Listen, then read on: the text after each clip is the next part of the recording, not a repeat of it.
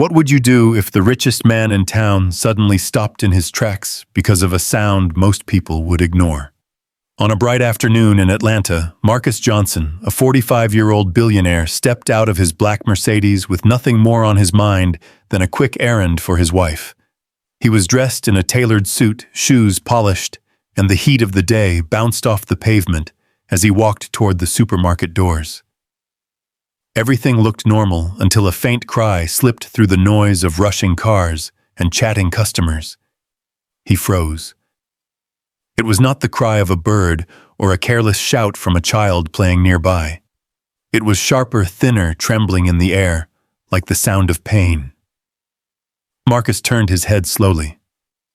Near the wall by the entrance, crouched against the heat-soaked bricks, sat a young girl no older than 12. Her skin was dark, her face pale with exhaustion, and her small arms clutched a baby whose cries grew louder with every second. The girl lifted her eyes just enough to meet his. They were swollen from tears, yet strangely steady, as if she had cried so much that no tears were left. The baby, a boy hardly 6 months old, twisted in her arms, mouth open wide, desperate for food that never came. People hurried by. Some glanced once, then looked away. Others walked past as if the two children were invisible. Marcus did not move at first. His world was one of contracts, meetings, wealth, and high ceilings. He was used to solutions that came with signatures and wires of money. But this was not a deal on a page. This was a pair of lives gasping for survival at his feet. Something in his chest tightened, the kind of ache he had not felt since his teenage years when tragedy had ripped through his family. He walked closer and knelt until his eyes were level with the girl's. His voice softened, almost a whisper. "What is your name?" For a moment she seemed unsure whether to answer. Then she spoke, barely audible. "Alicia, and him. My brother. His name is Daniel. He is hungry." Marcus looked at the baby. His lips were cracked, his tiny fists shaking. This was hunger that had lasted more than hours. He asked again, his tone gentle. "Where are your parents?" Alicia shook her head slowly. "They died in an accident. We have been outside for 2 weeks. I tried to beg, but people yell or tell me to move. I will not steal. I just want him to eat." The air around Marcus seemed to change. This was not about charity or a quick donation. This was about the line between life and death for two children with no one else. His thoughts raced, but his heart was faster. He had to act. He extended his hand. "Come with me." Alicia shrank back, a little fear in her eyes. "To where?" "My home. You and your brother will be safe." "But why?" "You do not know me." Marcus gave a faint smile. "Because once, when I had nothing, someone helped me. It is my turn now." She hesitated, then struggled to her feet, legs unsteady. She kept Daniel close, as if afraid he might vanish. The short walk to the car felt unreal. For her, it was the path between despair and a strange possibility. Marcus opened the door and guided her in gently. The engine hummed, and soon the supermarket, the hot sidewalk, and the indifference of strangers disappeared behind them. When they reached the iron gates of his mansion, Alicia's breath caught. The towering structure of glass and stone seemed like another planet. She whispered to herself, "I do not belong here." Marcus heard and answered quietly, "It is your home now." Inside, the air was cool, the marble floor shining under the lights. Alicia's eyes darted everywhere, fear mixing with disbelief. At that moment, footsteps sounded from the grand staircase. A tall woman in her early 40s descended, her posture graceful but her eyes sharp. Vanessa, Marcus's wife, stopped when she saw the girl holding the baby. Her voice cut through the silence. "What is going on?" Marcus raised a hand, calm but firm. "Let us talk upstairs." He led his wife away, leaving Alicia trembling in the living room, rocking Daniel, who whimpered against her chest. In the bedroom, Vanessa turned on her husband, anger flashing. "Who is that girl and that baby?" Marcus drew a deep breath. "I found them at the supermarket. She is 12. Her parents are gone. She has been outside for weeks. I could not leave them there." Vanessa crossed her arms, suspicion hardening her features. "Or are you hiding something? Is that your child, Marcus? Did you father a baby with someone else and now you bring them here?" The accusation struck like ice. Marcus's mouth opened in disbelief. "No. How can you even think that? Because you have been distant, secretive, and now you arrive with strangers in your arms. What else am I supposed to believe?" He stepped closer, his voice low but steady. "Vanessa, look at me. I swear on everything I hold dear. That baby is not mine. I do not know the girl. I am helping them because I could not turn away." Vanessa shook her head, her tone sharp. "I cannot raise someone else's children. This is not what I married for." Marcus answered with quiet resolve. "You do not have to. Clara can help. I will hire a nanny. You will not be burdened." Her eyes narrowed. "So you make decisions alone now?" He answered firmly. "What choice did I have? I saw a starving baby. Should I have turned my back?"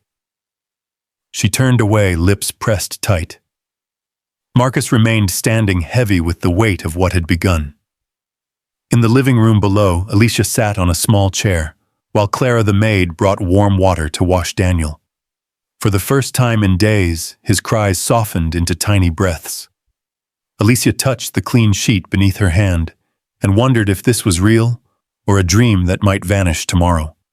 Marcus watched from the doorway, his mind restless. He had chosen from the heart.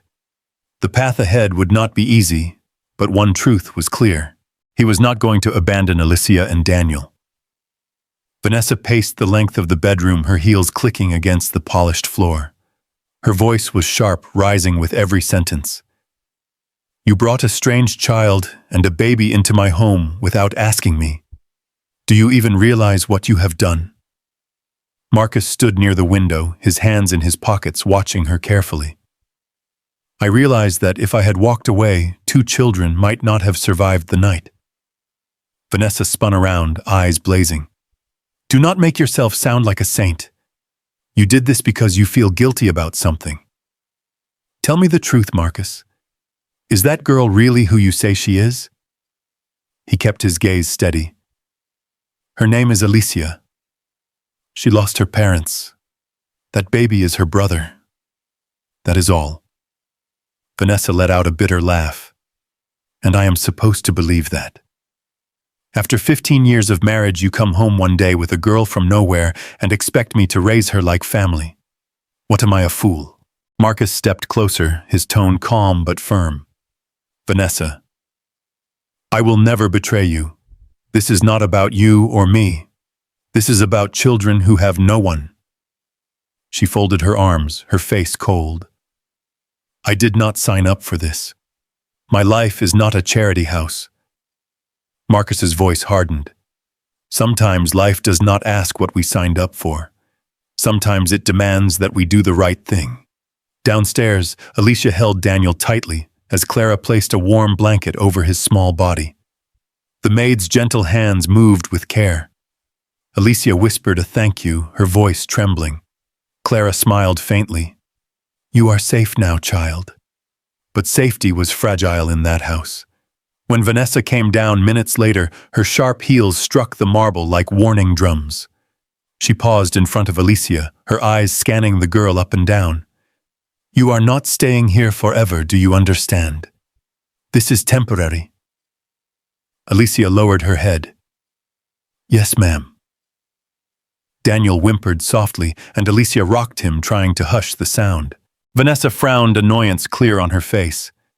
She turned and left without another word. Marcus came down after her, his face drawn. He sat on the sofa, rubbing his temples. Alicia looked at him nervously. I am sorry, sir. I did not mean to cause trouble. We can leave if you want. He looked up sharply. No. You are not leaving. This is your home now. Her eyes widened in surprise. For the first time, a small spark of hope flickered in her heart. That night, the mansion was quiet, except for the soft creak of the old house settling.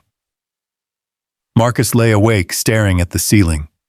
Vanessa slept beside him, but the distance between them felt like miles. His mind replayed Alicia's words, the sight of Daniel's trembling body, and the look of judgment in Vanessa's eyes.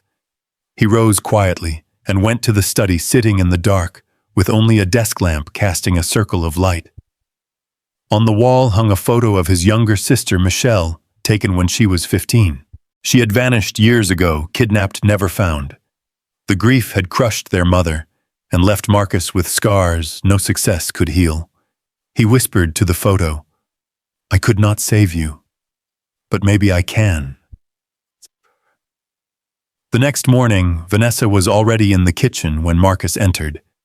She did not greet him. She simply poured herself coffee and kept her eyes on the cup. Marcus waited a moment before speaking. "Alicia needs to go to school." The words landed like a stone in the still air. Vanessa turned slowly, disbelief on her face. "Excuse me. I said she needs to go to school," Marcus repeated firmly. "She deserves a chance to learn." Vanessa set her cup down hard. "They just came here yesterday, Marcus." "Yesterday? And you are already talking about paying school fees. Are you insane?" He met her glare without flinching. "Do you remember my sister? She was 15 when she was taken. I live with that loss every day. If I can stop another girl from facing danger, I will." Vanessa's voice turned icy. "That was your family. This is different." "It is not different," Marcus shot back. "Pain is pain. Loss is loss. Alicia has no parents. If we do not help her, who will?" Vanessa's lips thinned. "Why not send them to an orphanage? At least there she will have others like her. Trained staff, food, everything." Marcus's reply was immediate. "No, I will not abandon them. I know what happens in those places. Some children never get adopted. Some run away. I will not let Alicia and Daniel be swallowed by that system." Vanessa's voice rose sharp as glass. "So you have already decided without me? You expect me to accept strangers living here, draining our money, destroying our peace?" Marcus's jaw tightened. "I am telling you what is right. And yes, I have decided. I cannot waste time while a child's future hangs in the balance." Her eyes narrowed dangerously. "Or what? You will throw me out of this house?" He looked at her a long moment. "I am saying you need to choose who you are. Someone who turns her back on the innocent, or someone who helps give them a future." "I know who I am." The silence stretched heavy between them. Finally, Vanessa turned away, her shoulders stiff. She left the room without another word. Marcus exhaled slowly, his chest heavy. He knew the battle had only begun. Upstairs, Alicia peeked through the doorway, holding Daniel close. She had heard enough to understand one thing. Her safety was a fragile gift hanging on the will of the man who had chosen not to leave her behind. The morning sun spilled through the tall windows of the mansion, painting the floor with soft light. Alicia stood near the door, holding Daniel in her arms. Her hair was combed neatly now, her dress clean though still simple. Marcus walked in with a small stack of papers and a calm determination in his eyes. Alicia looked at him nervously. "Good morning, sir." Marcus smiled gently. "Remember no more, sir. Call me Daddy." Alicia hesitated, then whispered shyly, "Good morning, Daddy." He placed the papers on the table and sat across from her. "I have been thinking a lot.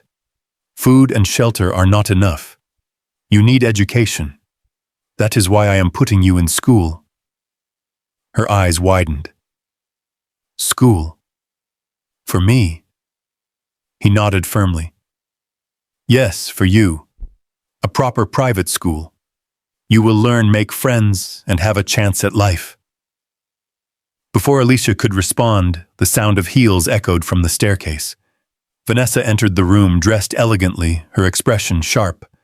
She had overheard enough. School. You cannot be serious, Marcus. Marcus looked up, his jaw set. I am very serious. Vanessa crossed her arms, glaring.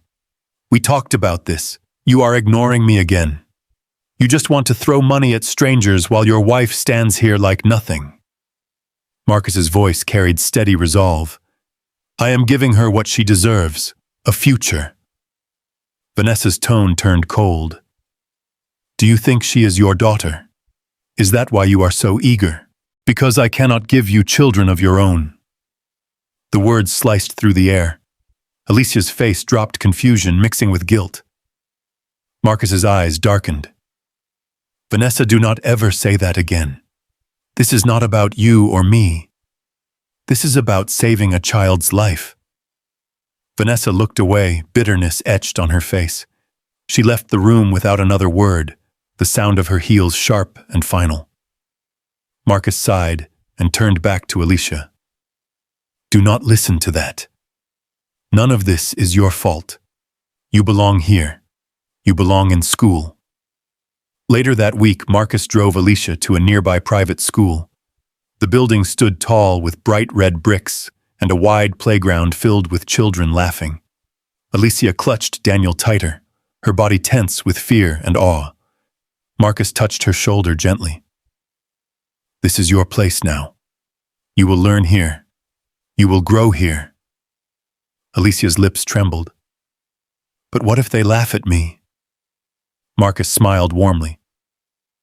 Then you will show them who you are. Strong, smart, worthy. Inside the school office, the principal welcomed them with polite professionalism. Papers were signed, fees paid, and Alicia was handed her new uniform. She touched the fabric as if it were made of gold. Tears filled her eyes, but she quickly wiped them away. That night, Alicia laid the uniform on her bed and stared at it until she fell asleep. It was the first time in weeks she dreamed of something other than hunger. But outside the door, Vanessa stood with her arms folded, her eyes burning with anger. She whispered under her breath, "Not in my house.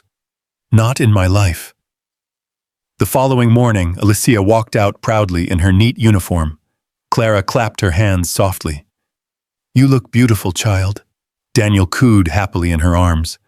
Marcus appeared dressed for work, and his face lit up at the sight. "Perfect. You are ready." As Alicia left with the school bus, Vanessa watched from the upstairs window. Her lips curled into a thin line. Neighbors passing by noticed the bus stopping at the mansion gate. They whispered to each other, curious. Whose child is that? Did Marcus have another family? The rumors spread quickly. At a local cafe that evening, Vanessa overheard two women whispering. "Poor woman, her husband brought a girl into the house. She will regret staying." Vanessa clenched her teeth, humiliation rising inside her. She stormed out of the cafe, her mind racing, with thoughts of betrayal. That night, Marcus returned home with a smile. He asked Alicia about her first day. She spoke shyly about her teacher, about the desk, about seeing so many books. Marcus listened with pride. But as he turned, he noticed Vanessa standing silently in the doorway, her expression like stone. When they were alone, Vanessa spoke, her voice sharp. "You are making me the laughingstock of this town. Do you know what people are saying? They think she is your daughter." Marcus answered evenly. "Let them talk. I know the truth." Vanessa stepped closer, eyes narrowing. "You are destroying this marriage." He met her gaze without fear. "No. I am saving lives. If that destroys our marriage, then maybe it was weaker than I thought." She gasped as if struck, then turned on her heel and left. Marcus sank into his chair, his head heavy. He had chosen this path, and he would not turn back, but the cost was already growing. In the guest room, Alicia whispered to Daniel as he drifted to sleep. "We are safe for now, little brother. Daddy said so." But deep in her heart, she sensed the storm around them had only begun. The days that followed brought small moments of light into Alicia's world. Each morning she rose early, slipped into her neat uniform, and waited by the gate for the school bus. She carried her books close to her chest, her eyes bright with a mixture of fear and hope. Daniel stayed in the care of Clara, who sang soft hymns to him as she worked. Marcus watched with pride as Alicia's life began to change. At night, he would ask her about her lessons. She spoke shyly at first, but soon her voice grew more confident as she told him about math problems, about the stories her teacher read, and about the new friends she had made in class. For a brief time, Marcus allowed himself to believe that peace was possible. But Vanessa's silence was louder than words. She no longer shouted openly, but her eyes carried a storm every time she looked at the girl. She lingered near the window when the neighbors passed by, listening to their whispers. Some said Marcus was noble, others said Alicia must be his secret daughter. The sting of humiliation cut her deeper each day. One evening, Marcus returned home later than usual. Alicia sat at the dining table, her books spread before her, whispering her spelling words. Daniel slept in a small crib nearby. Marcus smiled at the sight. But when he walked upstairs, Vanessa was waiting in the bedroom, her arms folded. "You enjoy playing, Father," she said bitterly. "You come home to her stories, her smiles, while your wife sits here invisible." Marcus set down his briefcase. "You are not invisible, Vanessa.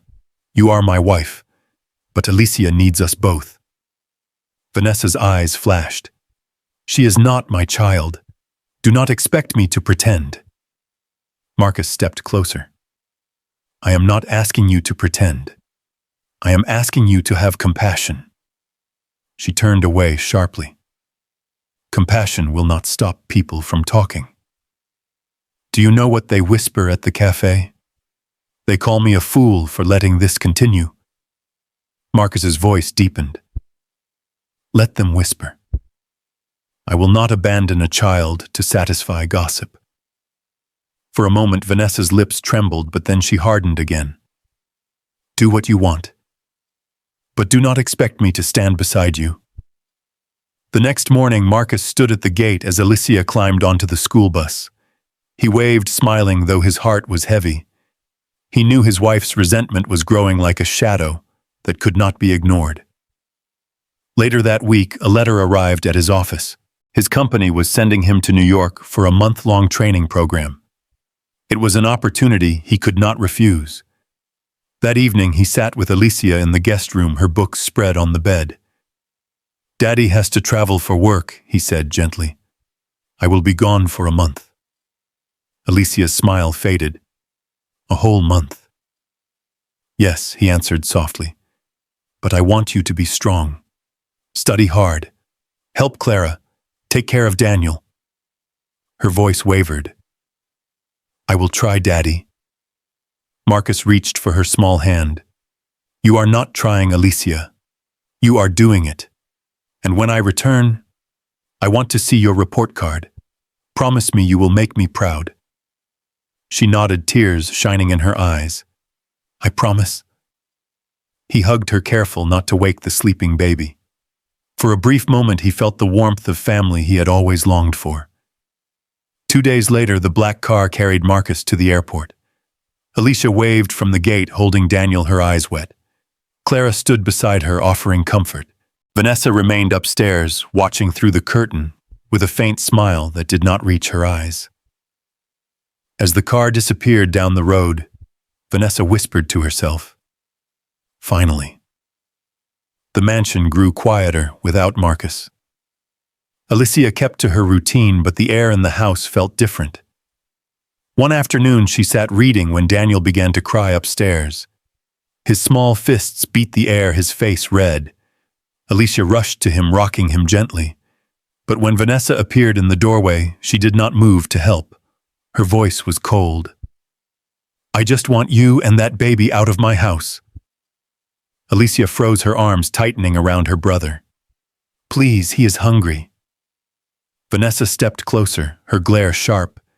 You think you belong here because Marcus says so, but you are nothing.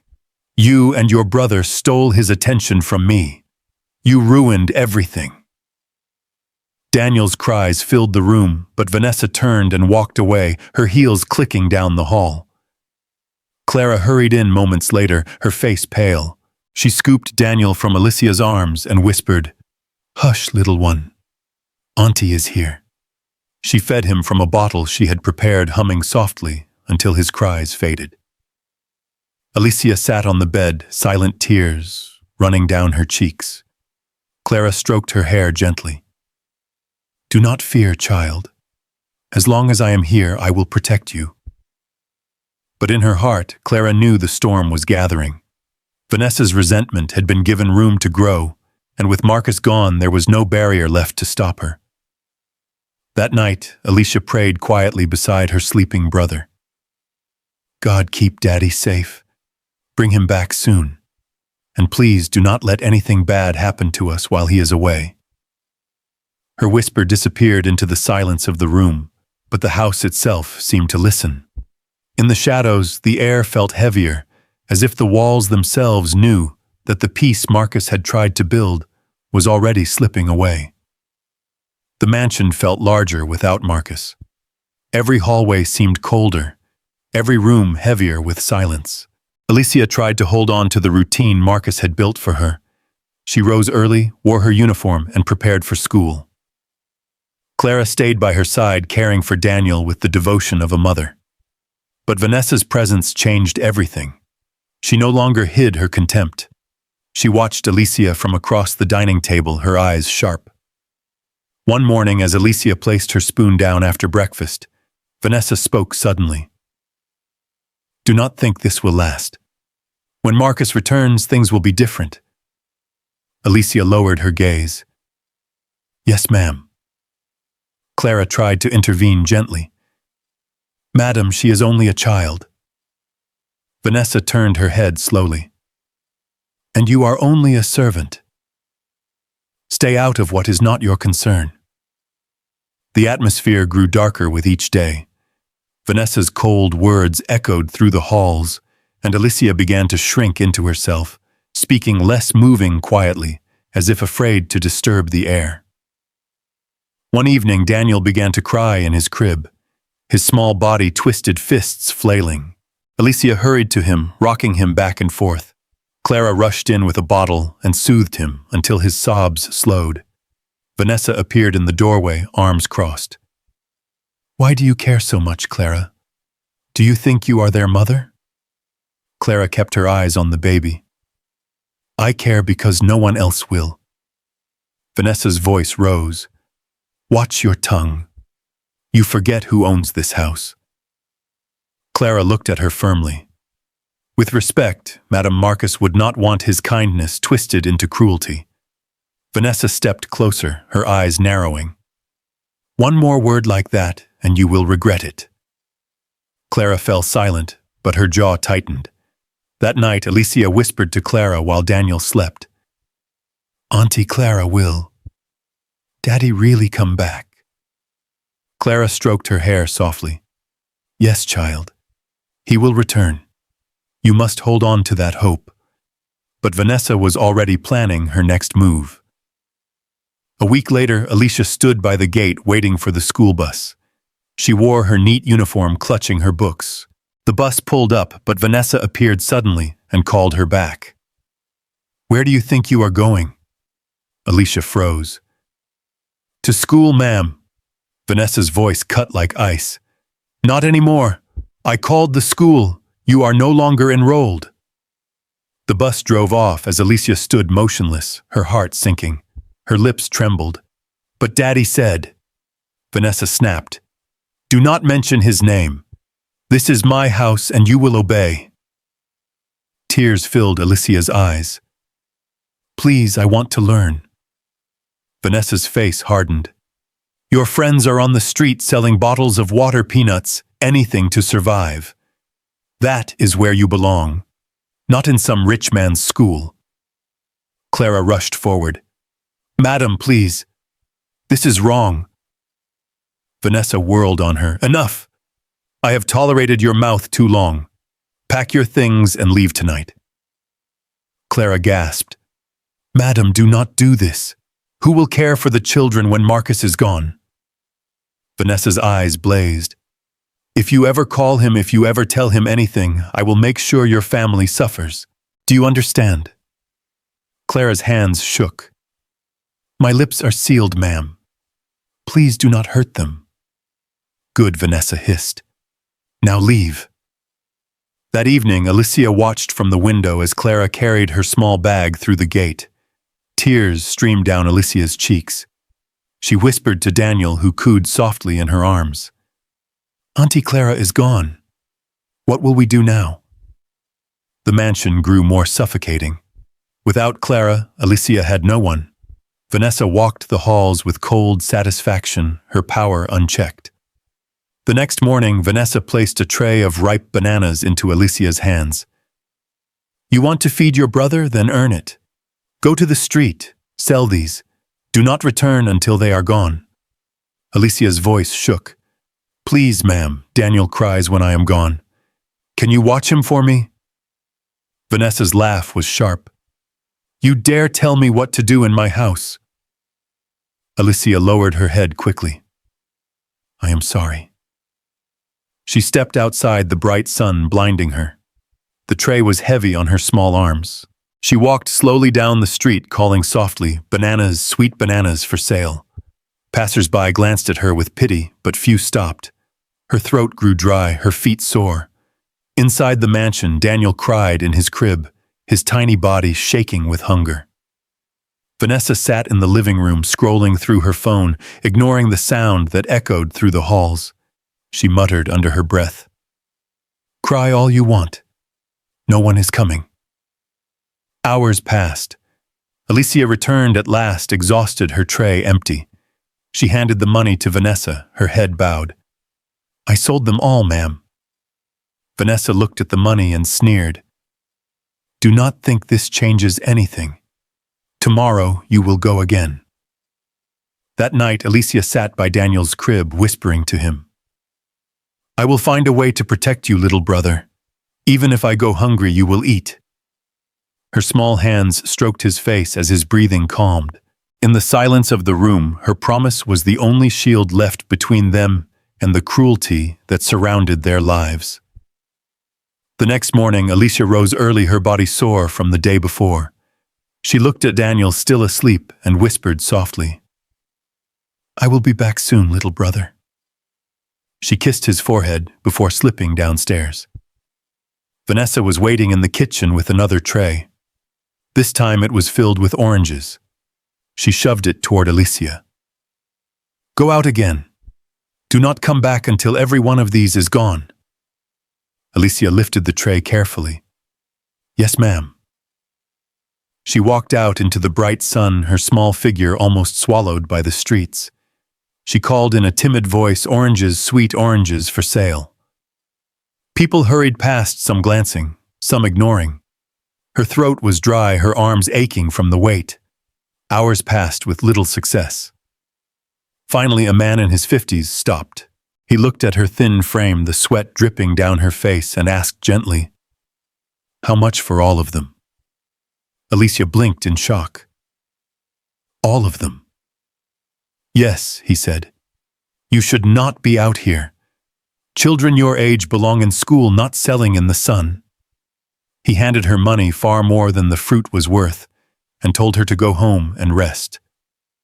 Tears filled Alicia's eyes. "Thank you, sir. Thank you." She hurried back to the mansion, clutching the money like it was treasure. Inside, Vanessa lounged in the living room. Alicia set the empty tray down and held out the bills. "Ma'am, I sold everything.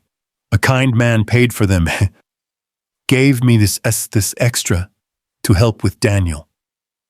Vanessa's eyes narrowed. "Extra money? From a man?" Her voice dripped with suspicion. "Do not lie to me." Alicia shook her head desperately. "No, ma'am, I swear he only wanted to help. Vanessa snatched the money from her hands. You think I do not know what girls like you do? You flirt for coins. Under my roof. Shame on you. Alicia's lips trembled. That is not true. I did nothing wrong. Vanessa stepped closer, her glare fierce. From now on, you eat nothing until I say. Tonight you sleep with an empty stomach. Maybe then you will learn. Alicia's tears spilled. Please, ma'am, I have not eaten all day. Vanessa turned her back coldly. Witches do not get fed in my house. Alicia carried Daniel upstairs, her steps heavy. She sat beside his crib and whispered, even if I go hungry, you will not. I promise. She stroked his small hand, vowing silently that no cruelty would break her love. Days turned into weeks. Each morning, Vanessa sent Alicia into the streets with trays of bananas, oranges, or peanuts. Each evening, she returned exhausted, her small body aching, her stomach empty. Daniel cried, often hungry and neglected. One afternoon, the sun blazed mercilessly. Alicia stumbled under the weight of the tray. Her voice cracked as she called bananas for sale. A group of older boys jeered at her, mocking her tattered dress. One reached for the fruit without paying, but Alicia clutched the tray tight. Please, these are for my brother. The boy laughed and pushed her. Alicia nearly fell, but a passerby shouted, Leave her alone! The boys scattered. Alicia's heart pounded as she sank onto the curb, tears streaming. She whispered, God, please keep Daniel safe. Please give me strength. Back at the mansion, Daniel lay in his crib, crying louder with every minute. Vanessa stood at the doorway, her arms folded. She watched him with cold detachment. You and your sister are both the same. Evil. You came into my home and ruined my life. Daniel's cries grew weaker, his tiny chest heaving. Still, Vanessa turned away, muttering, Cry all you want. No one is coming. But someone did. The air in the room shifted soft and warm. A tall figure clothed in white appeared by the crib, glowing with a gentle light. The angel bent down, lifting Daniel with tender care. Hush, little one, the voice said like a song. You are not alone. A bottle filled with warm milk appeared in the angel's hand. Daniel drank eagerly, his cries fading into soft breaths. His eyelids fluttered shut as peace replaced hunger. The angel laid him back, gently covering him with a blanket. You are protected, whispered the voice. No evil will harm you or your sister. Help will come. Then the angel vanished as silently as they had come, leaving the room filled with a strange, calm glow. Downstairs, Vanessa paused mid-step. She frowned, tilting her head. That boy stopped crying, she muttered. Maybe he is finally gone. She smirked to herself and poured another glass of wine. Later that evening, Alicia returned exhausted but determined. She set the empty tray down before Vanessa. All sold, ma'am. Vanessa eyed her with disdain. Tomorrow again. Alicia bowed her head. Yes, ma'am. She climbed the stairs, her legs weak, but when she entered the guest room, she froze. Daniel slept peacefully, his tiny face relaxed, as if he had never been hungry at all. Alicia touched his hand and whispered, Thank you, God. Somehow you heard me. She lay beside the crib, weary but hopeful. For the first time in weeks, she allowed herself to believe that maybe, just maybe, their suffering would not last forever. The sun rose over Atlanta, casting long shadows across the street, where Alicia walked slowly with a tray of peanuts balanced on her head. Her voice was faint as she called peanuts fresh peanuts for sale. The heat pressed down her lips, dry, her stomach empty.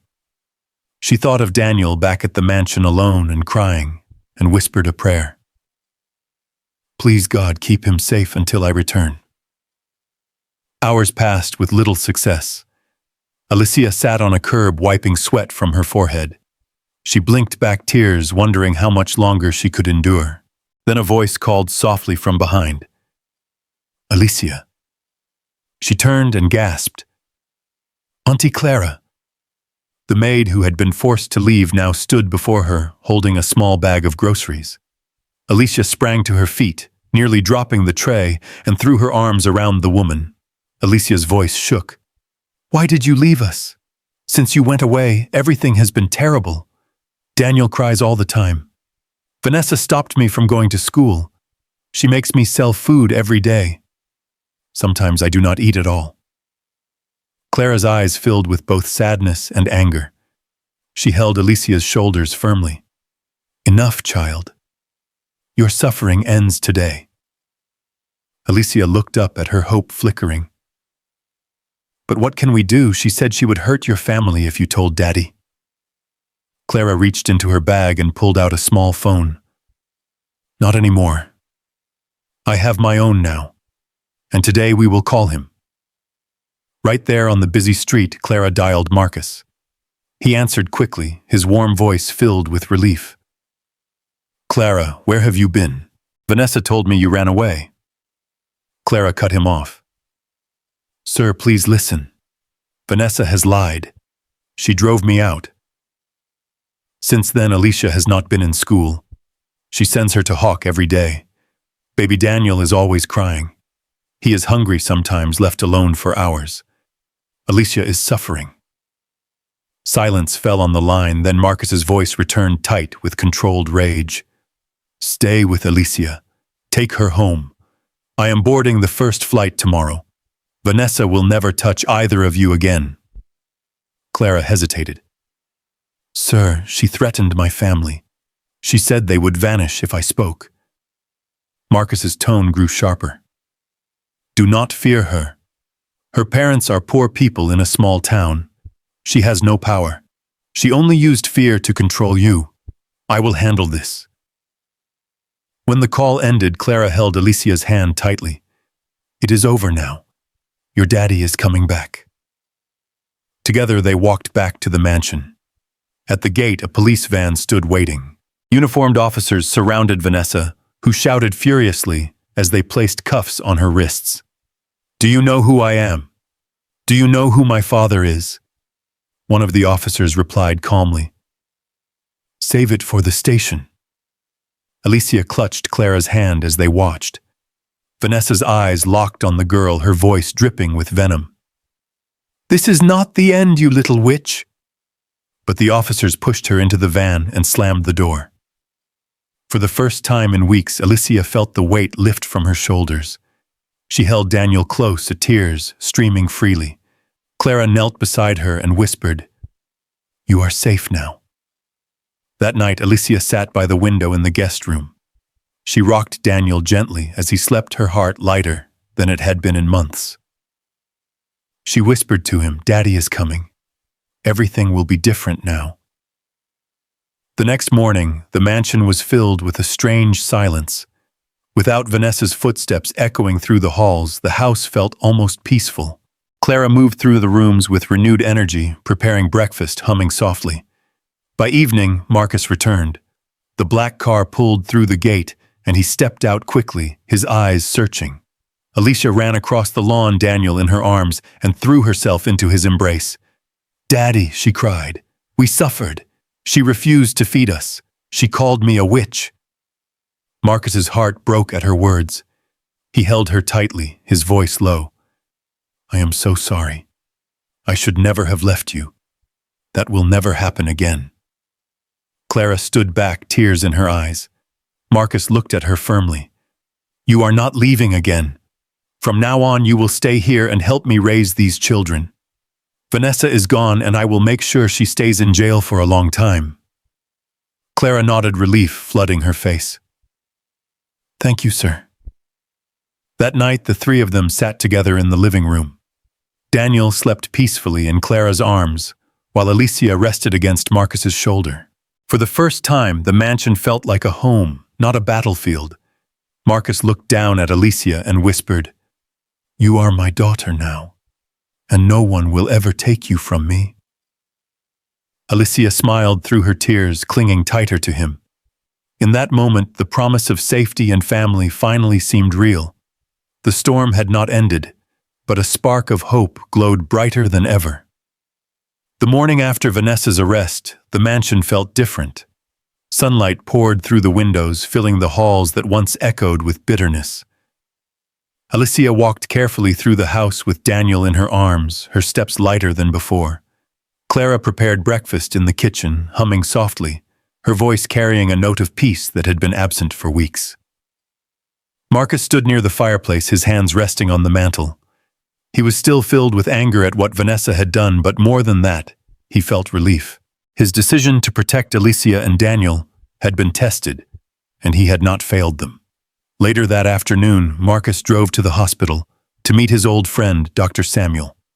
They had been friends since their school days, and Marcus trusted him with his most private concerns. When Marcus entered the office, Samuel greeted him warmly. "Marcus, it is good to see you. How are you holding up?" Marcus sighed. "It has been difficult, but I had no choice. Vanessa nearly destroyed 2 innocent children. She is gone now. I will not allow her back." Samuel nodded, then leaned forward with a thoughtful expression. "There is something I must tell you. 2 months ago, a woman and her husband were in a terrible accident. The husband died instantly. The woman survived, but she lost her memory." Marcus listened closely as Samuel continued. "She has been here in the hospital since then. Only recently did she begin to remember fragments. She has no family, no one to care for her. We have kept her in an empty room, but she cannot stay here forever." Marcus frowned. "That is tragic. What will happen to her?" Samuel sighed. "I have tried to help, but I do not have the resources. She needs a safe place, someone to care for her." Marcus spoke without hesitation. "I will help. I will pay her bills. I will rent an apartment for her until she recovers. No one should suffer alone." Samuel's eyes softened. "This is why God keeps blessing you, Marcus. You have a heart that never turns away. Come, I will take you to her." They walked through the quiet halls until they reached the small room. When Samuel opened the door, Marcus froze. The woman sitting on the bed looked up slowly, and Marcus felt his heart stop. Her face was older now, touched by hardship, but it was a face he knew as well as his own. His voice trembled. "Michelle." The woman's eyes widened. Tears filled them as she whispered, "Marcus, is it really you?" In an instant, he crossed the room and pulled her into his arms. The years melted away as he held her tightly. "I thought I lost you forever," he whispered. "I never stopped searching." She clung to him, her body shaking. "I thought I would never see you again. After the accident, everything was gone. My memory, my life. But seeing you now, everything is coming back." Samuel watched, quietly moved by the reunion. "Well," he said softly, "I think this confirms it. You found each other again." Marcus pulled back enough to look into his sister's eyes. "Michelle, you are alive. All this time I thought the world had taken you from me." Her tears flowed freely. "I prayed someone would find me. Now I know God never abandoned me." They sat together for a long time, speaking through tears, piecing together the lost years. At last, Marcus stood. "Come with me. You are coming home." Michelle hesitated. "Home?" "Yes," Marcus said firmly. "I have someone you need to see." The drive back to this mansion felt unreal. Michelle sat beside him, her hand gripping his, as if afraid he would vanish. She looked out the window, her eyes filled with both fear and anticipation. When they arrived, Clara opened the door, her mouth falling open at the sight of the woman. Alicia was in the living room, helping Daniel sit upright on a cushion. She looked up and froze, her lips parted. "Mommy." The word slipped out before she could stop it. Michelle's eyes filled with tears as she dropped to her knees, arms outstretched. Alicia ran into them, clutching her tightly, her sobs shaking the room. "Mommy," Alicia cried. "I thought you were gone. I thought you died in the accident." Michelle kissed her head over and over. No, my baby. I am alive. I am here now. I will never leave you again. Daniel gurgled, reaching his small hands toward her. Michelle gathered him close, tears streaming down her face. My sweet boy. My beautiful children. Alicia clung to her mother's dress, trembling. I prayed every night. I asked God to bring you back. Michelle held her tighter. And he answered, my angel. He answered. Marcus stood back, his eyes wet. He had not only found his sister, but had given Alicia and Daniel their mother again. The mansion that had once been filled with sorrow now rang with the sound of hope reborn. That evening they sat together in the dining room. For the first time, laughter rose without fear. Clara brought food, her smile wide. Marcus lifted a glass of water and said, to family, to love that endures. Everyone echoed softly, to family. For the first time in years, Marcus felt whole. His sister was alive, the children safe, and the darkness that had haunted his home had finally begun to lift. The days following Michelle's return were filled with emotions that words could barely capture. The mansion, once heavy with fear, now carried the sound of voices rediscovering each other. Alicia clung to her mother, constantly afraid that if she let go, Michelle would vanish again. Daniel cooed happily whenever Michelle held him, as if he knew that her arms had always been meant for him. Marcus watched quietly, his heart swelling. He had lived for years with the ache of loss, believing his sister had been stolen forever. To see her alive, to see her reunited with her children, felt like a miracle that no fortune could ever buy. One evening, as the family gathered in the living room, Michelle sat on the sofa with Alicia resting against her side. Marcus leaned forward, his voice low. Tell me what you remember, Michelle. She took a slow breath. After the accident, everything went dark. When I woke, I could not recall my name, my past, nothing. The doctors told me my husband had died. I felt like an empty shell. Weeks passed before flashes of memory returned. Alicia's laughter, Daniel's tiny hands, and then your face, Marcus, faint but there. That is when I knew I had to keep living. Alicia looked up, her eyes wide. Mommy, I never stopped praying. I knew somehow you were alive. Michelle kissed her forehead. Your prayers kept me breathing. Clara sat quietly nearby, tears glistening in her eyes. She whispered, God truly works in mysterious ways. Later that night, when the children were asleep, Marcus and Michelle sat together in the study. The lamp cast a warm glow on the walls lined with books. Marcus spoke softly. You have been through so much, but you are safe now. I will take care of you and the children. Michelle reached for his hand. You already have. If not for you, Alicia and Daniel would not have survived. Marcus shook his head. They gave me purpose. In saving them, I saved myself. The next morning, neighbors whispered again, but now the whispers carried awe instead of suspicion. They saw Alicia walking proudly beside her mother Daniel in her arms, and Marcus close by. The story of Vanessa's arrest had spread, and people marveled at the strength of a man who chose love over pride.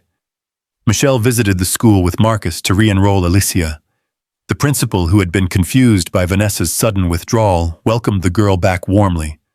Alicia wore her uniform with renewed pride, her hand clutching her mother's as she walked through the gates. When she returned that afternoon, she burst into the mansion full of stories. Mommy, I showed my teacher my work, and she said, I am improving. Michelle laughed through tears. That is because you are brilliant. But not every shadow had lifted. One evening, Marcus received a call from his attorney. Vanessa was pleading for release, claiming innocence. Marcus stood firm. She will stay in prison. Her lies and cruelty will not touch this family again. Michelle overheard and placed her hand on his shoulder. Thank you, Marcus. You carried my children when I could not. Now I will carry them with you. Days blended into weeks, and slowly the mansion transformed. The coldness faded, replaced by warmth and laughter. Clara cooked meals that filled the house with rich aromas.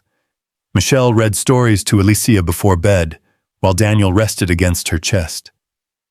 Marcus worked during the day, but rushed home each evening to the sound of voices waiting for him. One Sunday afternoon, the family gathered in the backyard garden. Marcus spread a blanket on the grass, while Alicia ran barefoot, chasing bubbles Clara blew from a small wand. Michelle sat under the shade of a tree, holding Daniel, and smiling in a way that made Marcus's chest ache with gratitude. He sat beside her. "Do you realize how extraordinary this is? I searched for years, never finding you. Then fate brought Alicia and Daniel into my path. And now here we are together again." Michelle's eyes glistened. "Perhaps it was not fate, Marcus. Perhaps it was purpose. You were meant to protect them until I could return." Alicia ran back to them breathless. "Daddy, Mommy, look." She held out a flower she had picked from the garden. Michelle took it, kissed her daughter's cheek, and whispered, "You are the reason I survived." The moment was simple, yet it carried the weight of years of suffering finally healed. That night, as the children slept, Marcus sat alone for a moment by the fireplace. He thought of the road behind them, the cruelty they had endured, and the miracle of finding his sister again. His heart whispered a vow. "No matter what storms come, I will never let this family be broken again." Upstairs, Alicia stirred in her sleep, clutching her blanket. Michelle sat beside her, watching the rise and fall of her daughter's breathing. She leaned down and whispered softly, "You will never be alone again." The house that had once echoed with despair now pulsed with life. For the first time, the Johnson family was whole. 1 year later, the Johnson mansion looked nothing like the place it had been. The walls, once heavy with silence, now carried the sound of laughter and music. The garden bloomed with bright flowers, and the air felt lighter, filled with the rhythm of a family that had learned to survive storms together. On a warm Saturday morning, the house was buzzing with joy. Friends and relatives gathered in the backyard under white tents decorated with flowers.